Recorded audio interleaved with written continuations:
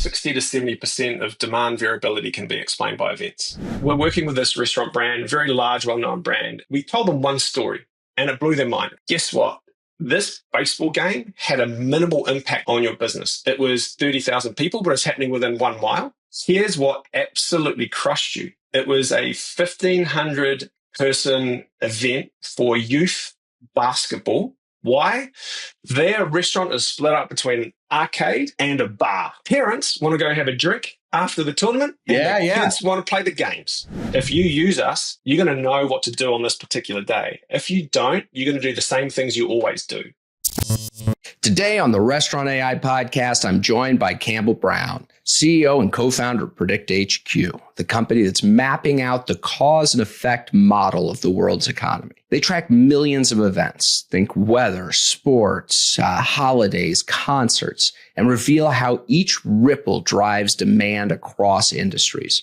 From Uber to Domino's, the world's largest brands rely on PredictHQ to see the world's demand before it arrives. But before we dive in, a special thanks to our sponsor, ClearCOGS. ClearCOGS is a leading provider of demand forecasting for the restaurant industry because the path to greater profits is always clearer when you know what's ahead. And if you're loving this conversation, please give us that 5-star review. With that, I give you my conversation with Campbell Brown.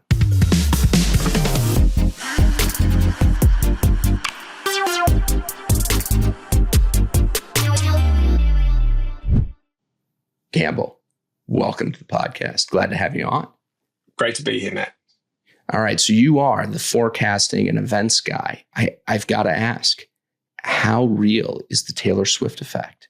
I see it publicized everywhere. Tell me, has Tay-Tay got pull? What's it look like? Tay-Tay has pull. I mean, we predict for her concerts around between $5.6 to $6 million of spend is generated in that short space of time. I think for restaurants, it's around about 3.7 million. So you got to think about that and then times it by all the events that are happening. Like, she is definitively moving and shifting economies, but it's not just her. Like, you had Ed Sheeran was crushing 110,000 people down in Melbourne, right? And imagine the shift that happens there.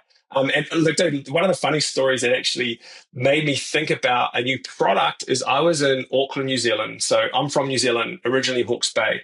Not Australia. Not Australia. Australians are, look, they're okay. We've actually got a couple of Australians on the board, so I do love them, and they're great guys. But I was sitting in a bar, having a beer. We got kicked out of the bar at 9:30. Right? We roll out of the bar at 9:30. Now, we didn't get kicked out because they were closing it. And I knew they had a license to 12 or 1 o'clock because it's New Zealand. Harry Styles was playing about 0.6 miles away. I roll out of the bar. This horde of people come around the corner that are just coming out of the concert, and they wanted to go to this place for a drink. Closed. Now, you think about that from the owner, right? Yeah. How much money could have they made from having one more staff member on and keeping over maybe another 2 hours? And you get these people that are ready to drink and party after a concert. And I think that's the essence of our business, is how do you reshape and rethink and adapt to the real world? Just awareness. Let me know what's going on. Just a heads up goes a long way. A heads up. I think it'll keep your staff happier, right? Because they don't want to be closing the doors with all these people getting angry at them because they just want a pint. Or they want some food or something, right? All right. So I think you've got an interesting view of the world, having worked in so many different industries. Real quick, just what are the major categories that you guys work in?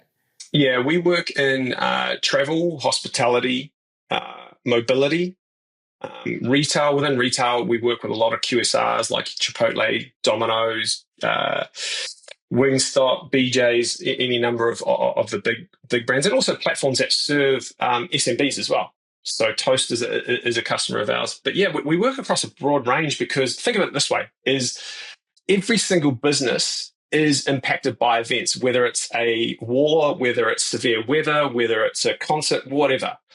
And we have focused on this particular area. Yes, we have government customers, we have insurance customers, so there's a lot of growth in the business to go into that. But right now, there's just so much work to be done in these categories that we're in. to make them successful from dealing with all these events that are going on globally.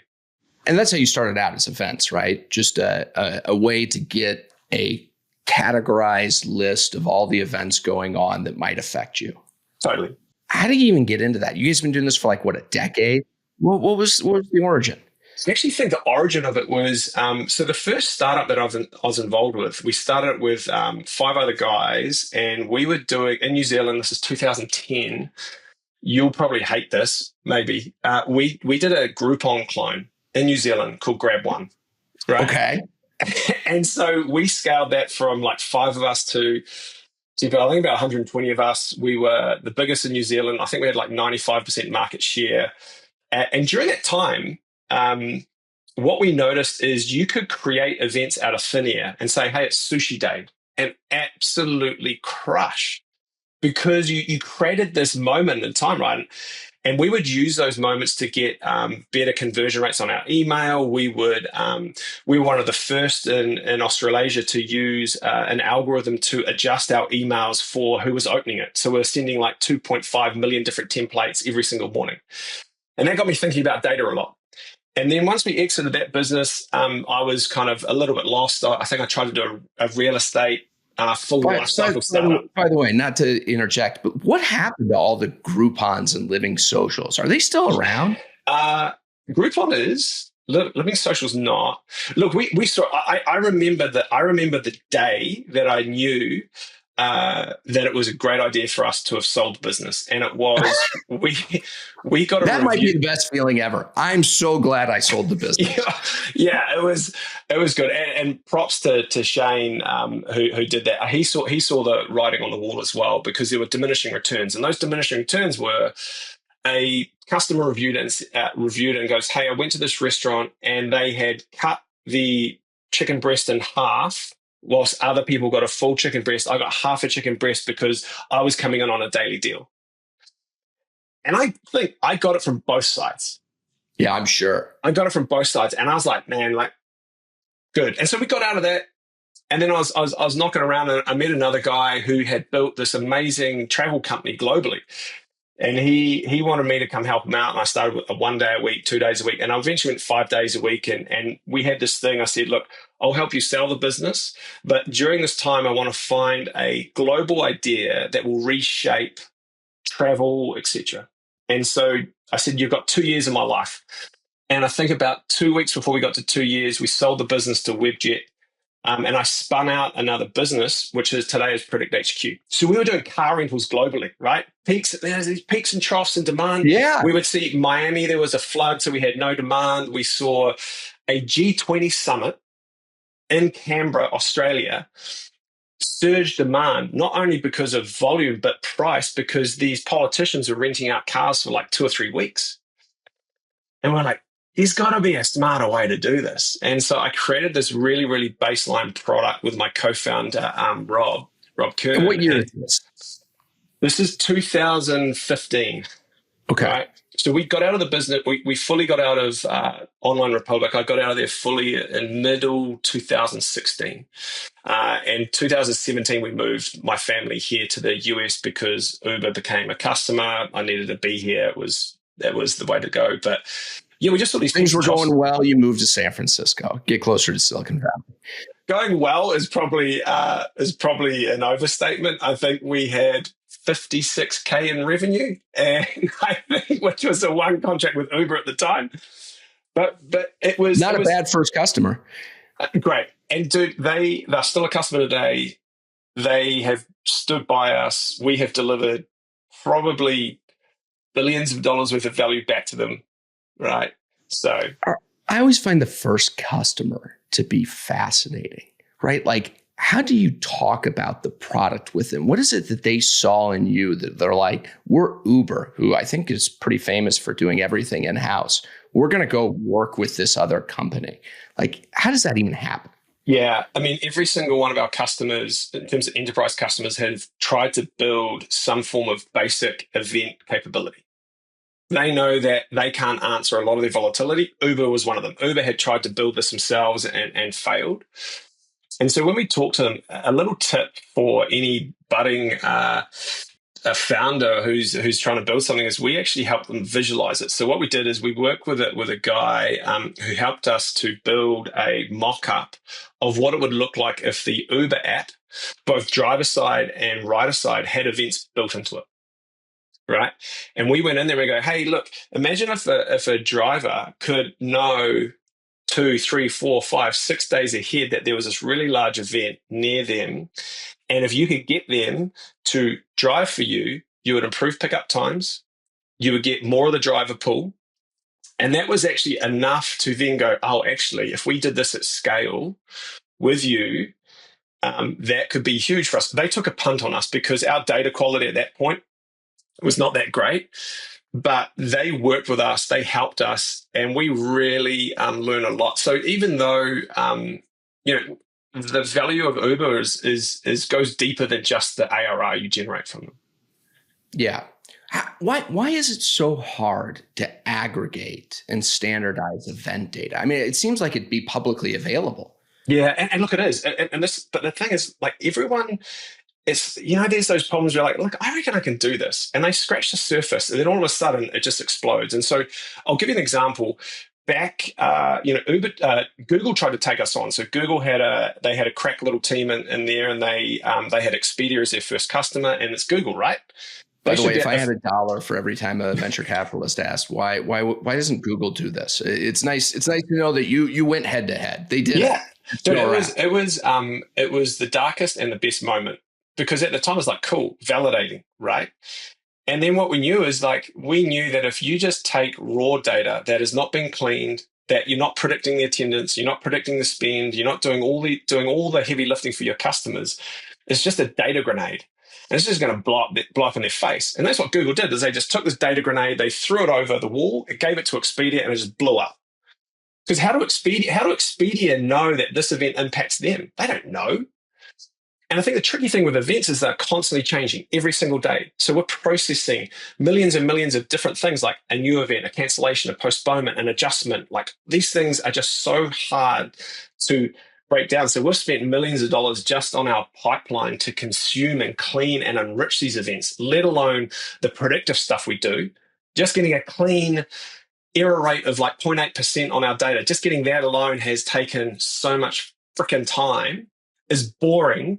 But now it's set us up for success. Because why are models accurate? Because the data that flows in there. If the data that flows in is dirty, no matter how good your AI is, no matter how good your ML capability is, it is going to be poor. It is going to be crap, and it's going to hallucinate. So we're just dialed in on that.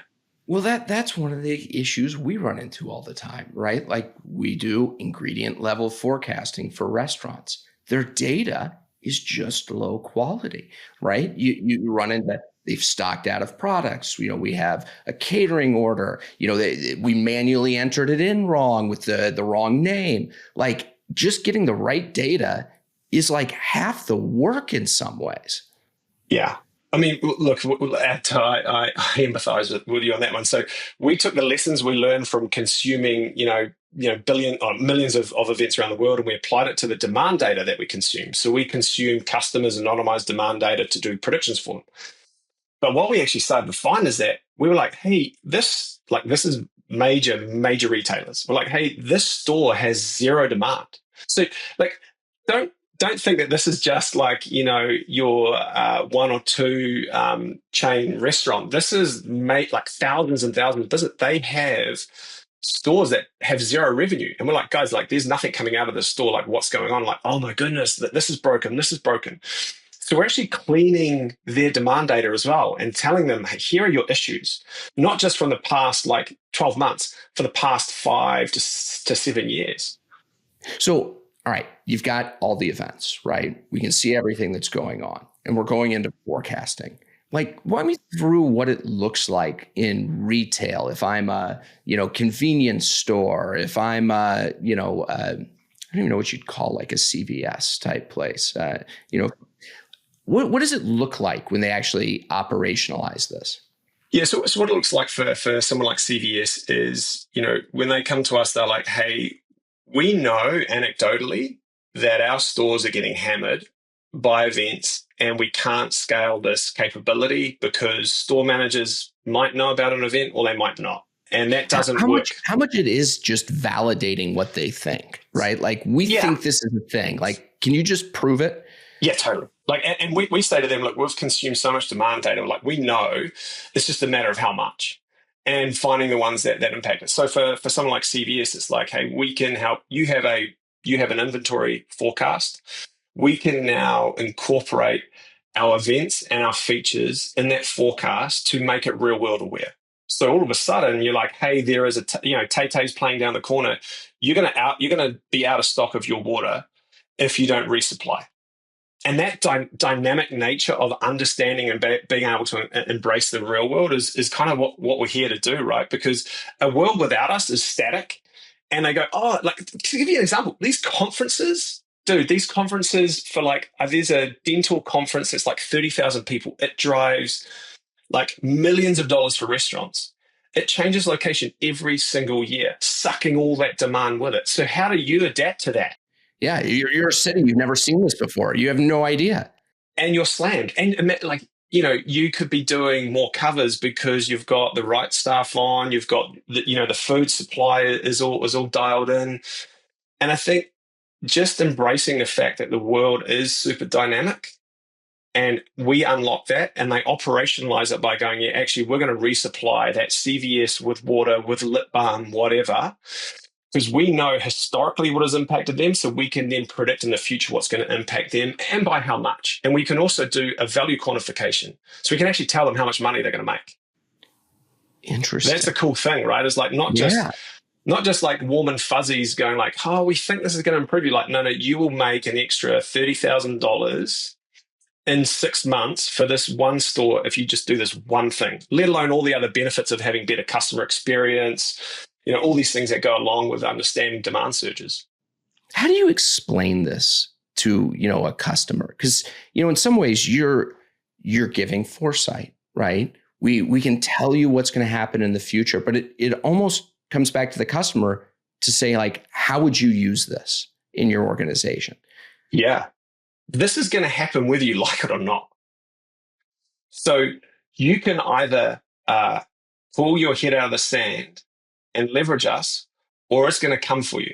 And you're going to time and time again lose out to these surges in demand that are changing all the time because the patterns are always changing. And so the way we articulate it is, like I said before, is here's a world without us, and tell the story of like, hey, we saw that on this particular day, you did, there was a surge in demand, right? It was massive. But then, fast forward to now, and then we can actually explain why you saw that surge in demand. And guess what? It's not happening on the same day next year. It's happening on this day. And actually, there's a tail to this demand as well, because we also predict the shape of demand for that particular event. And so think about it like this, is there's around 15 to 20% of volatility in people's demand that they can't answer or they don't have the why. We're answering that volatility, and we answer between 60 to 80% of it with real world events. Yeah. So, and this is the one I was really interested in. So your dentistry convention that moves city to city, you've never seen that event before in that city. How do you look at one-off events? The things that happen every week, or, we've got a basketball game. These are kind of predictable, but what about the one-offs? Yeah, I've got a couple of cool stories of that one. So the first thing to think about is we have 10 to 15 years worth of historical event data, right? So what we are able to do is kind of like, is we're able to create like audiences, like we know that this type of event happening near this type of location or this type of business is going to have this impact. And so if that event hasn't happened before near that restaurant, we already have all this historical knowledge, because it's not just based around the event themselves. It's the size of the event. It's the population density around that particular restaurant. It's the type of restaurant. All these things go into our model to be able to say, actually, we know definitively that this event is going to impact you. And it doesn't need to have happened before.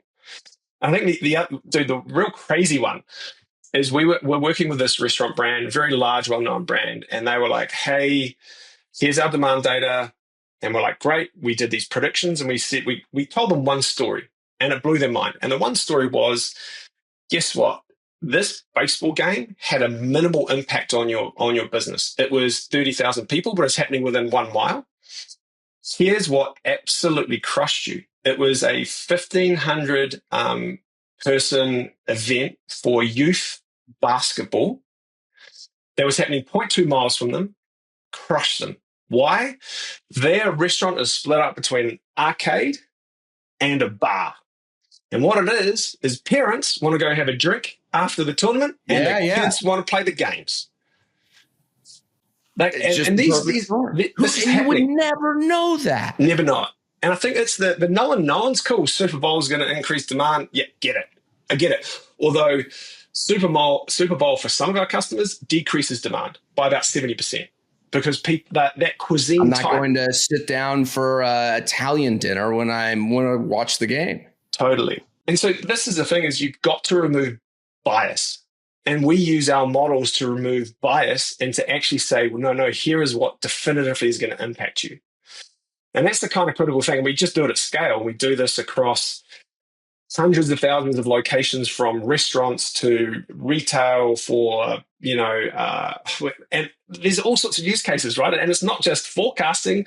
There's one large brand that uses us to tell people what events are going to be happening in the city that they're traveling to in case they want to either go to the event or there's an event that they might want to avoid. Yeah, I think it's just hard, especially in restaurants. We are a reactive industry. Who walks in the door, who calls out? It's always just reacting to what happens.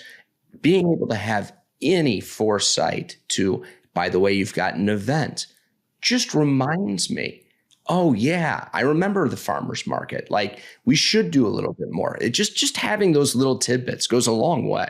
Yeah. And I think that's when I think about, even what you've built is operationalizing these insights is kind of the thing that sometimes people forget about. You can't just palm off an insight and go like, we'll see you later. Good luck with that. Understanding how you distribute that insight and how that's used, and then the feedback you get back is super critical. And I think people glaze over that too much sometimes. Well, and I sit there and I look over the fence at you guys and I think, okay, you've got this Ferrari, right? And you're going to just give the keys to whoever pays the bill. And we'll find out if they can drive. I know we certainly found out when we gave our customers the keys, they didn't really know the technology. They didn't really know how to utilize it, right? They just ran the Ferrari into a brick wall. So it was like, wow, we're going to literally have to be that layer, that white glove, go in. What is the outcome you want? Okay, here's how we're going to use it and give you the right numbers, right? That implementation it's never an issue with technology. It's always the operationalization of it. How are you seeing people operationalize this well? There's a couple of ways on this one. So one of the most sophisticated accommodation platforms in the world is a customer of ours.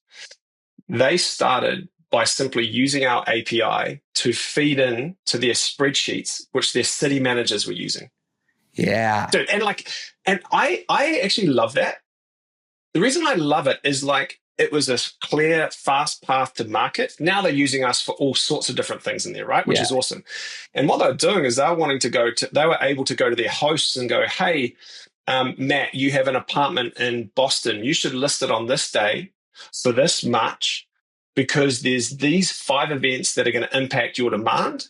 And they were doing that pretty much manually through a spreadsheet to begin with. But I love that. But then the ones that are kind of best of breed, Lyft, who's a customer of ours, they have got a real kick-ass system for notifying their drivers, because I think as you might know, the biggest battle for last mile delivery isn't kind of on the consumer side. I mean, obviously, yes, you got to have the demand there. How do I get a freaking driver? Yeah.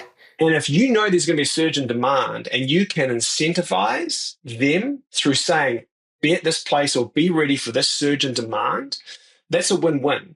And I think operationalizing it into an insight that has explainability, meaning be here because this event's happening, that's where we kind of rise a little bit above, as we have this real-world explainability that people can relate to, right? You've been at a bar before and you're sitting there going, I can't even get a drink. you know why. You find out is like there's some comedian playing two doors down or whatever it may be. That is where we do that at a scale not kind of available anywhere else. All right. So here's one of my questions. More often now, we're seeing people saying they do forecasting. Oh, we have AI forecasting. And most of the time, it's honestly either really bad or it's a 4-week moving average. But there's this conundrum. The right solution shouldn't actually change your business, right? I should give you the number you're already using, but the right number, which unlocks all this value. So I always run into this where it's like, oh no, we already have a system for that. But it's like, it's the wrong number, right? Getting to that right number. I imagine, having done this for a decade, you've gotten really good at articulating the difference between, having something and having the right thing. Yeah, I was in. Sometimes I get pulled into customer meetings, which I love, and I think it's important for any founder to go back into customer meetings for big deals because they can see the white in your eyes. Do right? They like having you in customer meetings, or are you disruptive to your customer meetings? So I brief them. I go, do not let me talk about the product roadmap because you've got to sell what's on the truck, right? So And so we have. I think we almost have like safe words, like, hey, okay, don't talk about that, right? But I think for this business, I was able to say to them, like, hey, I'm not in here to sell you that our model is better than this other one. What I'm here to tell you today is we will give you and unlock something net new that you can't get anywhere else in the world. So on top of all the great stuff you've done, we're going to further improve your capability. And the cool thing about it is we're going to have that level of explainability. So even if you're talking to your store managers, you're not just going to them, oh, hey, it's 30% increase in staff today. See you later. And they walk out and it's a black box. It's like, no, here's why. Yeah. How important is that explainability? Because that's not necessarily the easiest thing to do. Dude, you think about your daily life, right? What is changing is we expect specificity, right? I can't remember the last time I did a Google search and trolled through all the results. I either go to AI mode or I'll go to ChatGPT, right? That is starting to permeate B2B. And so when I think about specificity, I also think about conversion of a decision. If you are, so let's say you're telling a business to increase staffing on this day by 2 and they don't listen to you, what do you lose out on? So if you can't help them convert on that decision, you're in trouble. And so what we say is like, we're helping with the conversion because we're actually explaining it to them in terms that they can relate to. I think that's super important. It doesn't make the number any better. It just makes them believe the number more. Believe it totally. I mean, for us, it does improve the number, but it does also like it helps them to act on it, right? And I think the key thing there is they are wanting specifics now. People's expectations are changing that. They don't want to have to trawl through all these things like, tell me what I need to do. Let me be human in the loop so I can make the decision on it, but give me options, right? As long as there is trust and a feedback loop. If there's no trust and there's no feedback loop, that decision is probably not going to happen. Yeah. Well, and I go back to like on the implementation side, like, I assume you guys do probabilistic forecasting. Yeah.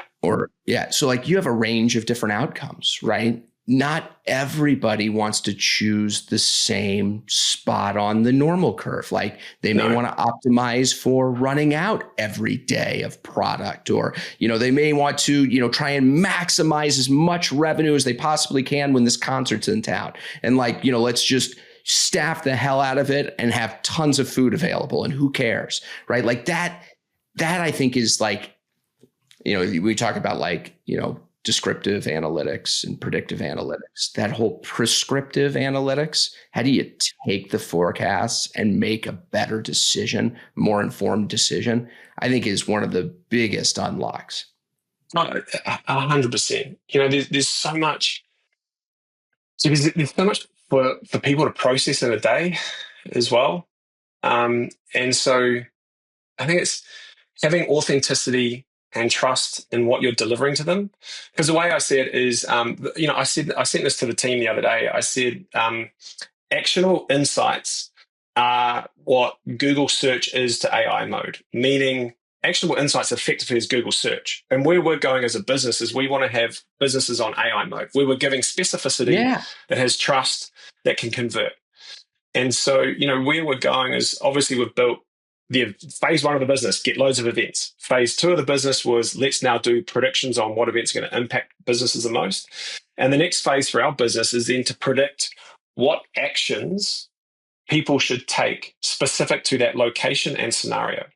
And that could be like, hey, the Sabrina Carpenter concert is going to happen in 3 days. We know that if you put on an extra 3 staff, you're likely to yield an extra $8,000. But guess what? Also, the concert finishes at 9:30 and you're closed at 8:30. And I'm just using, different things. Yeah, we'll stay open an extra hour. You can generate X amount of revenue. Build trust in what you've seen in the past to help them predict the future. And so predictive actions is, that's what we're building for now. Is so then we close the loop.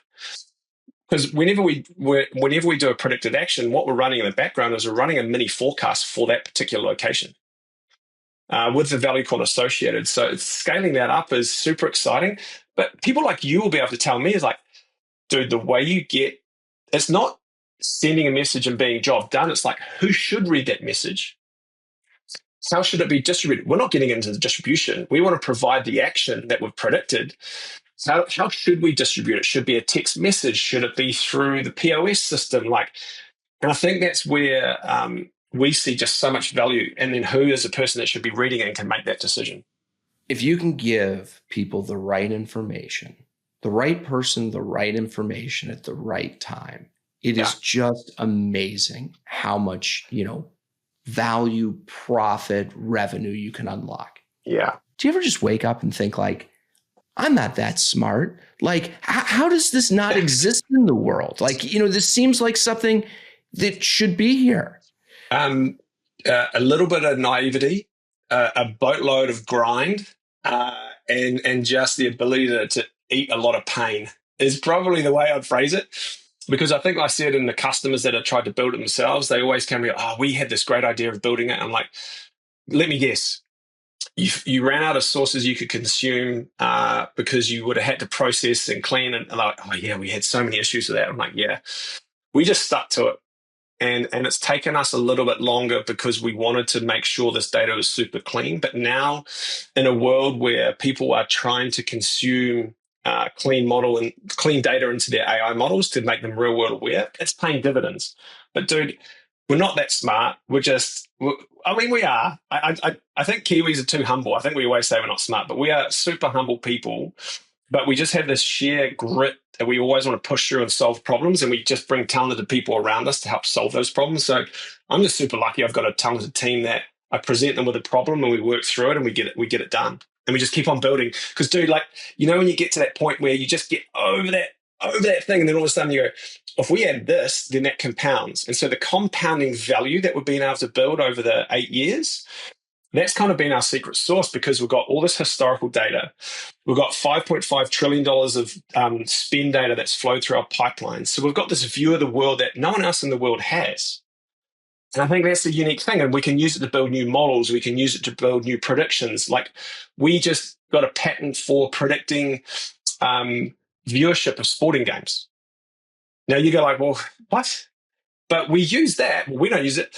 Domino's, Wingstop use it to forward predict when they might see a surge in online ordering ahead of a major game, because we also know where the viewership's going to happen and where the viewership's going to surge. We built that because we were like, man, we've got all these games going on, but what about virtually? Surely if I'm at home, because I'm a Browns fan, right, for better or worse, but when the Browns are on, I'm at home and I'm ordering stuff. Right. What are the new events, by the way? Like I imagine gaming and some things that aren't necessarily like on NBC. Yeah, gaming is massive. So just the Comic Cons have been big, but they've just got bigger and bigger and bigger, and they kind of go hand in hand. So what you actually start to see is you see Comic Cons on at the same time as some of these gaming events as well. Because there's a cross audience pollination as well. But you're not talking like a couple of thousand people. You're talking like 200,000-300,000 people, like going in on these particular areas as well. And it's just pure curiosity. What are some of the weirder events that actually impact demand that people wouldn't even think? There's got to be some interesting ones in there. Yeah, there are. I mean, first and foremost, we actually have something called brand safe, where if a business doesn't want to surface some more spicier events to their staff, they can actually not show them. But I think that the stranger ones that are the ones that are less likely. So we were with another customer the other day, and there was a film festival, and we're like, for sure, this film festival is going to crush your demand. And then we looked at the data and we're like, actually, it didn't.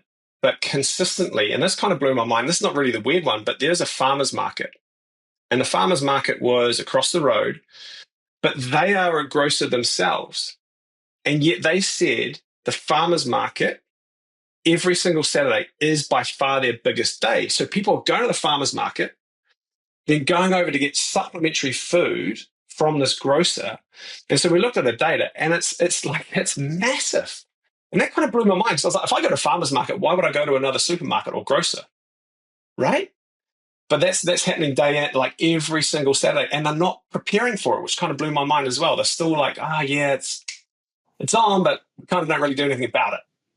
So I'm also curious on the let's call it events that are not formal events. I always use the example of, maybe there's a maternity group that starts meeting on Tuesdays, and they come by at 3:00 and pick up, a dozen, strawberry iced cupcakes, right? Well, machine learning is really good at picking up on that. So like the third week in a row, it's saying, you should probably have some extra strawberry cupcakes available on Tuesdays around 3:00. But like, that's not like in the data anywhere. They're not posting that somewhere. How much of demand can be explained by events? Yeah, so we're around 60 to 70% of demand variability can be explained by events. So a very, very large proportion of it. And I think if you think about it, like there's a couple of examples just with hotels, right? Like hotels will go, there's a Taylor Swift concert on, like, yeah, we should, that's going to crush us, and it doesn't, right? Because it's 20 miles away or whatever. But then a 500-person conference for knitting, right, crushes them. It's right next door. And I think therein lies the problem, is that people think that it's almost like, yeah, no, there's big event, but it's not just these big events. It's also the combination, or this perfect storm of demand, when you've got 4 of these 500 to 1,000-person events happening very close by on the same day that you had no recollection of, that are all of a sudden crushing you. And I think therein lies the problem, is, yeah, you know about Taylor Swift, but do you know about this knitting conference that's intersecting with this gaming conference or whatever it may be? And we do that at scale. See, I'm torn, because part of me loves forecasting, right? And like, machine learning does such a good job factoring events. And then the other part of me is kind of ex-operator, who thinks, I remember putting the key in the door every day, right? Like, I remember when you provided a great customer experience, sales going up. Like, it was in my control, every interaction, as to, what's going to happen. So like, part of me sits there and says it's kind of a self-fulfilling prophecy, right? Like, if I'm an operator and I do things really poorly, my sales are probably going to go down. But you can't really predict that with events. Like, or is this just a great way of having a baseline to be able to say, you're doing something extra at this store that seems to be making demand go up? Yeah, well, for every single customer, we tell them what their baseline demand is. So we know good, bad, and different stores. And in revenue, I imagine, or is it just like, we have a UI. Yeah, well, look, we do have a UI, which is, it's probably one of our most expensive demo tools, but it is super powerful. And we do have customers using it. Primarily, they're obviously using our APIs, but when they go in there, we can tell them, here's the baseline demand for this particular store. But because if you don't know the baseline, you don't know what is, what's volatile, like, and what are they seeing. And so for better or worse, no matter how they run the business, if we can tell them, hey, on this day, look, you need to consider, and I think we skew to human in the loop versus full automation. Now, I think that might change over time, but there'll be certain elements that always remain human in the loop. I think aviation is probably going to be the last ones to fully automate everything. They have a lot of automation, but not at the final decision of how they price this big hunk of metal flying through the sky.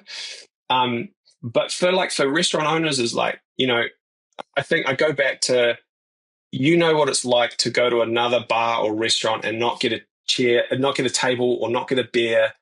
If we can just appeal to their common sense of like, this wave is coming, either get on that wave and ride it and make money, or you just ignore it and you're going to get slammed. Your staff are going to be upset because you didn't tell them that it was going to be busy. They had to work late.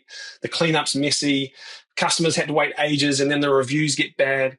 We want to eliminate that and just give them that real world capability to adapt.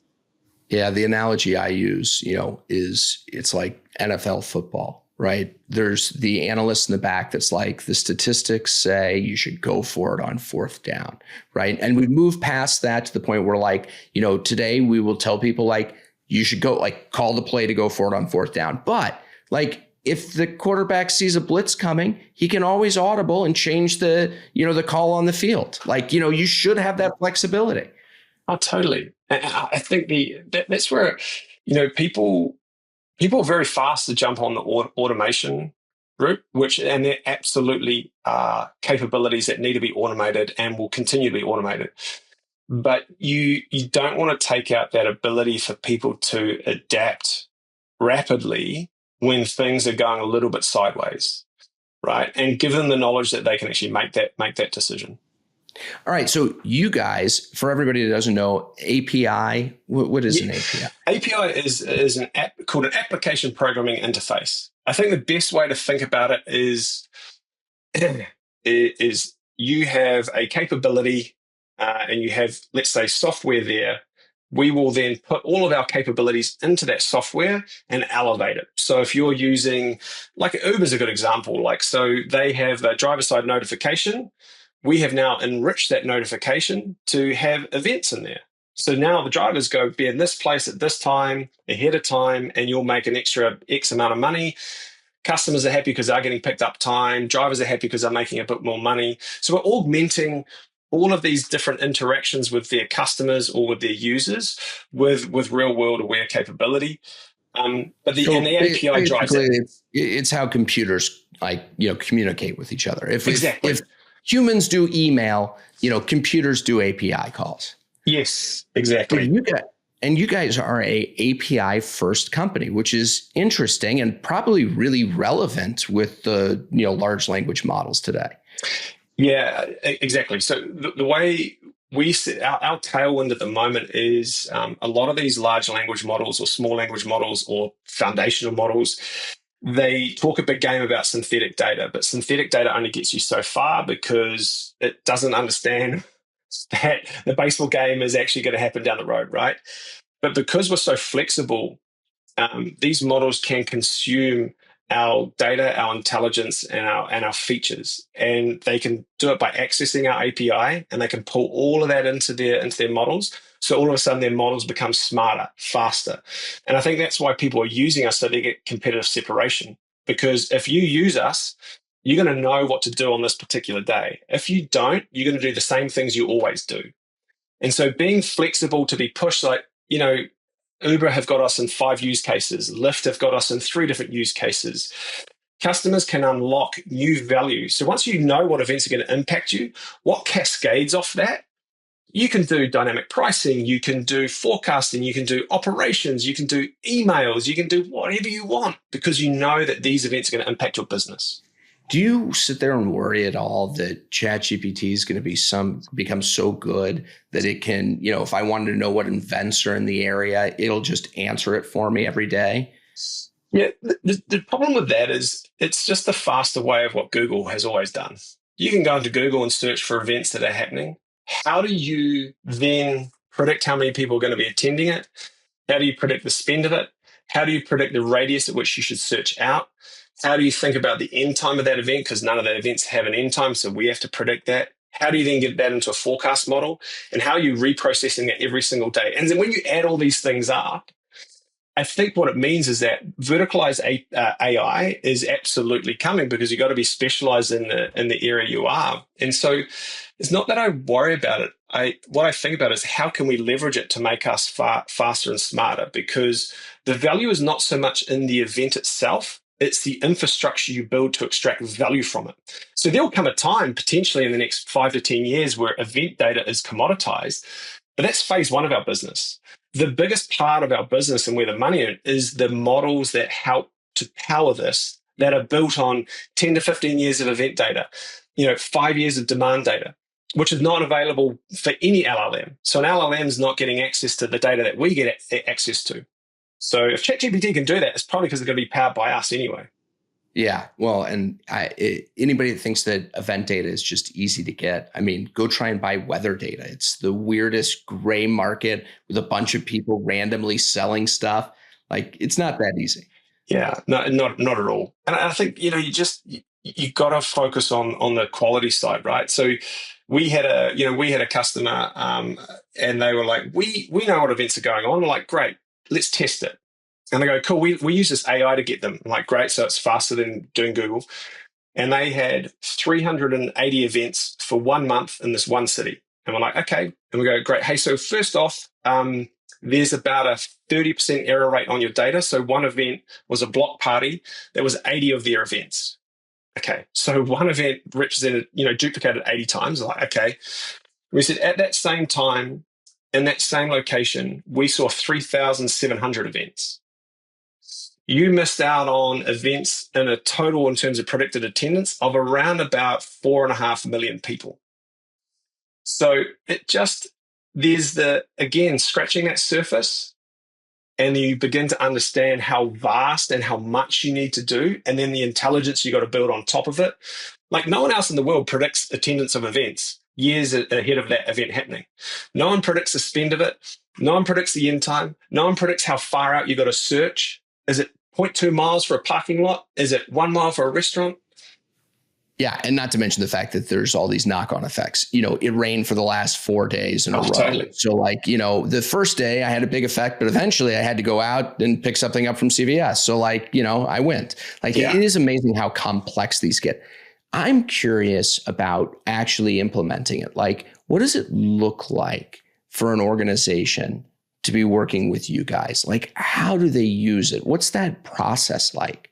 Yeah, it kind of depends on their technology stack, right? But if you look at someone like a Chipotle who've talked about it at presentations, etc., is what they're doing is they are setting up they're using one of their cloud platforms. I think they're on Azure, and they use our API. They consume our events. They also consume our features. So we've had to build ML features like demand impact patterns, like what is the shape of demand on this day? We've had to build predicted event spend, all these things. And they consume that.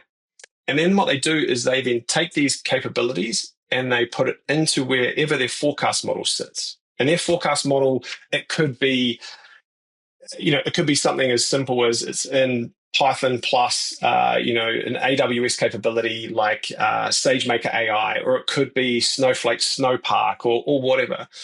And then what they're doing is they are back testing first, like, do events like PredictHQ say actually impact us? And then they deploy it into production. And then it's just a matter, and they're just running it on a constant basis. So depending whether it's a daily forecast, a weekly forecast, or a quarterly forecast, is how often they're kind of hitting our API, bringing in new data, which then does new predictions. I have to imagine that your utility actually expands way more than just, one organization, what they do. But I would imagine that you could look at so-and-so is running a discount that's a competitor, and what's that do? And, TV ratings, who's going to be the next, rock star, because you can see in the demand that their fans are growing. You kind of see the world in some ways. It's cool, man. So we're now beginning to consume what they call external features. External features is promos, or it could be opening hours. So not only are we consuming events, not only are we consuming demand data, we're starting to consume promo data, which means we can easily say, hey, on this day at this store, this was actually your most successful promo.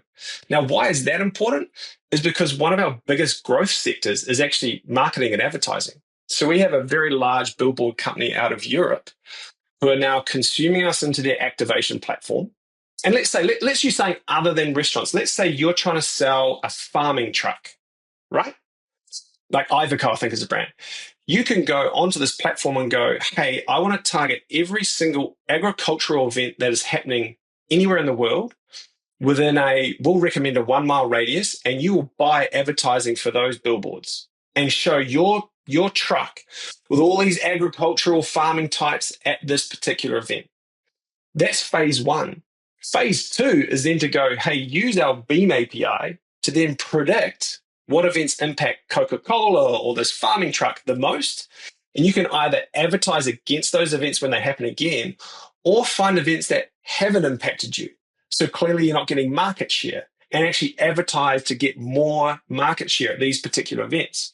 So the world is just opening up with this stuff. We always joke when we're on sales calls where they're like, if we could forecast any better, we would just quit and go to the stock market. But in some ways, right? Like you're almost to the point where you could use that to be trading commodities or companies. Yeah. Well, we already have a couple of commodity traders as customers, and that's because their funds actually own a lot of accommodation hospitality businesses, and they want to know peaks and troughs. They want to they want to forecast revenue. So we're already being in that space because it's super powerful for these individuals. Like, what are the events that we don't think about where they're going to generate revenue? That's already happening. That's crazy. How do you manage all of this? Because like one of the issues you do run into is, if you have all these different events, right, you start to get into that causation versus correlation where it's like, did the traffic jam really impact demand, or was it just because, Billy was being a really bad general manager and like just locked the door? You know what I mean? Like how hard is it to manage all of that? Yeah, I mean, the good thing with being our relevancy engine is it's constantly learning. So effectively, think about it: the more data that is uploaded, the smarter it becomes, and the smarter it's able to figure out these nuances. So actually, we're able to understand. Like back in the early days, the predictions were nowhere near as sophisticated or as accurate as they are today because it's self-taught and learned off all of this demand data coming in. So it can begin to understand and go, this type of prediction or this type of event. And so the accuracy of our predictions continues to scale with the more demand data that we consume, especially as it's across different categories. Because the way we talk about it, you kind of touched on it before, is we can begin to understand not just what event impacts businesses, but what events impact each other. So was this football game on a day when there was a thunderstorm? Okay, well, that actually might reduce the amount of people turning out at that particular event. Or maybe the number of pizzas that are ordered goes up because everyone stays home to watch the game. 100%. And so the way we view the world is if we can consume, enough demand, if we can predict what is going to impact a local business, and then we can begin to understand what impacts airlines, accommodation, restaurants, mobility, we can actually begin to understand what shapes economies. And I think that's a really powerful thing for us is like, imagine a government, a business being able to understand, like, how do I yield more out of my city based on these events? Like, how can we get more of these types of events which yield more than these types of events? And I think that's a real big thing for us. And when you talk about commodities training, if we can truly understand what shapes economies, it takes us to a whole level, because there are businesses that talk at the macro of like, hey, the price of grain went up by this and this is going to impact over here. We're coming at it from a very, very granular level, but we'll have far higher fidelity of predictions because we've gone from granular up. Yes, it will take a little bit longer, but the accuracy is so much more important at that capability. I just sit here and think about, earnings calls and everyone blames the weather or events. I think about like whatever CPI, consumer price index, and it like them getting really bad survey results because it's like manually filled out, and like technology like yours being able to inform these things. Like you have the economy basically mapped out. Totally. And the cool thing is, mate, like we've built this system to begin to consume new events. And so why we build it is that we eventually want to be able to consume things like currency.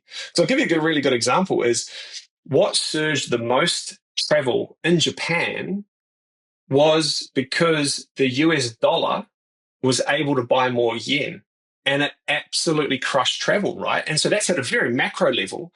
But if we could tell an airline, If not you could only, tell, if you could tell Japan, by the way, if you just or New York, if you just lower the prices of flights to New York, here's what the economic impact will be.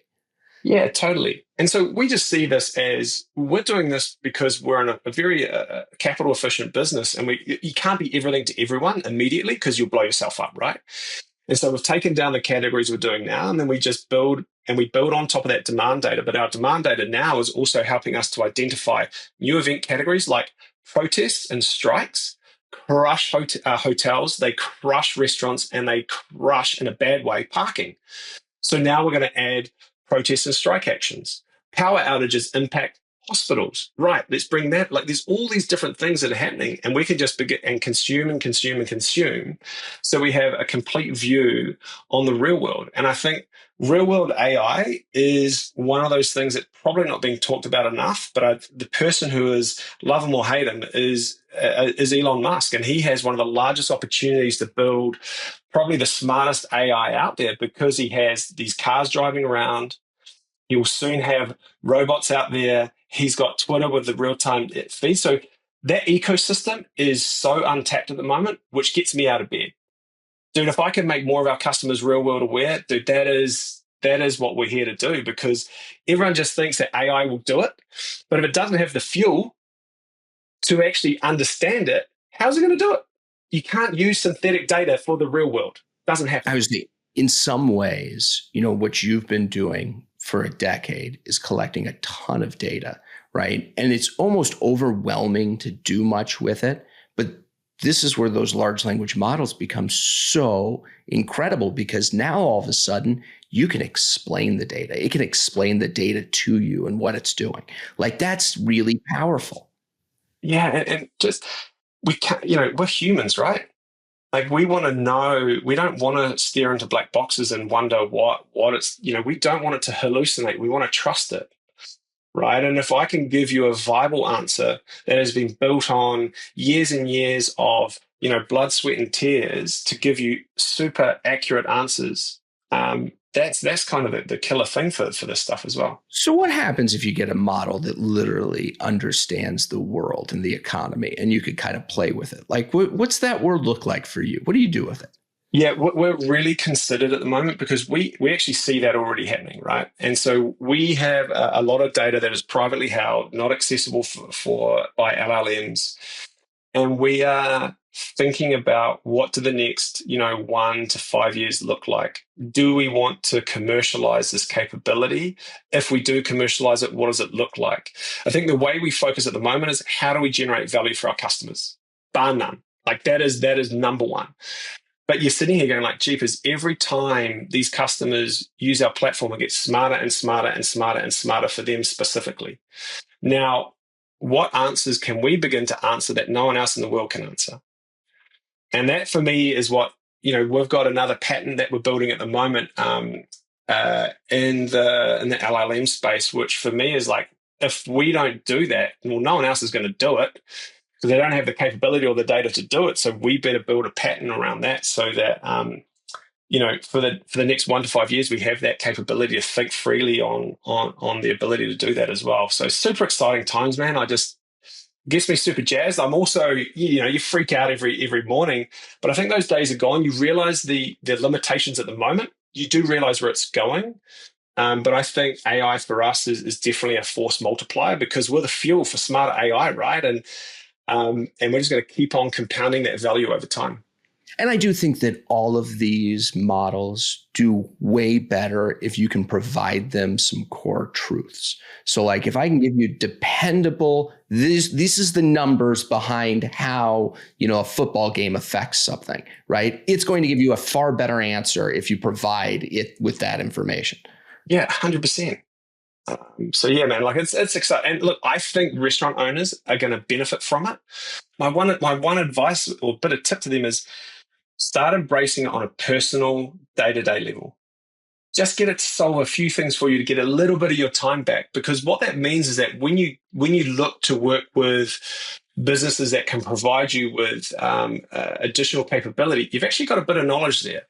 oh yeah, I really like what this does for me here. And this, I would love it if it could do this for my scheduling or if it could do this for my forecasting. And I think educating yourself rather than, putting your head in the sand is probably one of the best things that people can do at the moment because, it's so time intensive. And if they don't want to put their head in the sand, but they also don't want to put in the work, they can always come work with the ClearCOGS because we'll come in and do the work exactly. Because they have other things to be doing. Well, look, I am curious. The last thing I just wanted to wrap up on is, I think we both believe in this technology and see, I've certainly seen with our customers what a difference it can make. You talked before about it being inevitable, right? You're going to be using this, so don't stick your head in the sand. Why is it inevitable? Why is this going to be the standard in the next 5 years? Because, events are not slowing down and they are always happening. And this is, whether you like it or not, they don't just follow a similar pattern. They're not on the same day every year. They're not in the same city every year. It is always changing. There are new events that happen. There are new events that are announced. I think Tay announced an extra 30 concerts on one of her tours, right? Like, how do you adapt to that? And I think if you do just sit there and go, no, we've got this, you are going to miss out on, hundreds of thousands, if not millions of dollars. The way we say it to them is like, hey, if I could show you in a building where there's $5 million and all you had to do was give me $500,000 to find that $5 million, would you do that? Right? I know some restaurant people that would say no. They don't like to part with them. Yeah. Well, because I think that comes back to trust. And I think the unique thing with us is like, we're telling you what's happening in the real world. So the trust there is inherent. We're just always looking at ways where we can reduce friction so that we're getting it into either the platforms that they use every day, right? Or the apps they use every day and unlocking it for them. So they're not having to think about another system to log into. They're thinking about how can I get access to this capability in this thing that I use every single day. And that's why we are an API first business. I love it. Well, Campbell, I appreciate you coming on. This was fantastic. Thank you again. I appreciate it.